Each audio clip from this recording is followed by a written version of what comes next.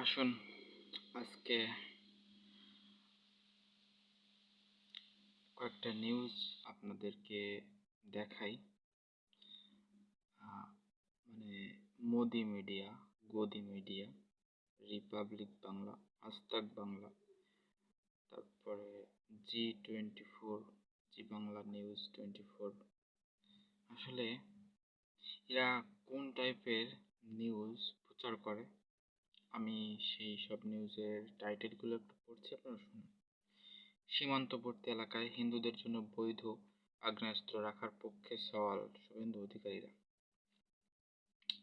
বুঝুন একবার। তারপরে আরও আছে, সেটা হচ্ছে রিপাবলিক বাংলা। আগে কি আমরা চিনতাম?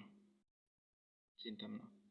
আমি তো চিনতাম না, আমি তো নিউজ আজকে থেকে দেখি না। তো কি হলো, বাংলাদেশ নিয়ে ওরা এত বেশি প্রোপাগান্ডা, এত বেশি উন্মাদের মতো নিউজ প্রচার করলো, যার কারণে ওরা একটা ফুটেজ খেয়ে ফেললো, ফুটেজ খাওয়া শুরু করলো।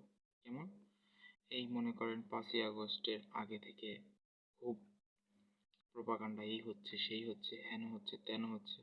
আরে ভাই, বাংলাদেশ একটা স্বাধীন রাষ্ট্র, তার নিজস্ব একটা গতি আছে, সে সেভাবে চলবে। তোমাদের এত মাথা ব্যথা কেন রে ভাই?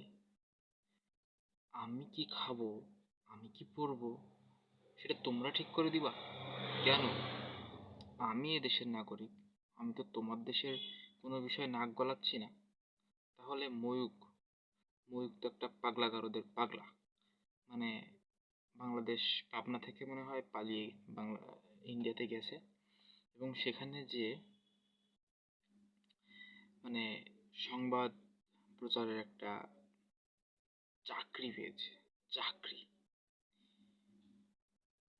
ঠিক আছে, মানে কি বলবো, ইদানিং দেখছি একটু প্রোপাগান্ডা কমেছে, কারণ ওদের ব্যাপারটা এরকম যে আসলে আপনি যখন সত্যটা সবাই জানে, তখন না মিথ্যাটা আর চলে না।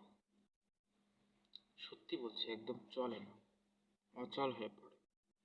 সেটাই দেখছি রিপাবলিক বাংলা, আজতাক বাংলা, তারপরে ইন্ডিয়ার যেসব অনলাইন প্ল্যাটফর্মের যেসব নিউজ পোর্টালগুলো আছে, তারা না হতাশ, তারা হতাশ। ধন্যবাদ।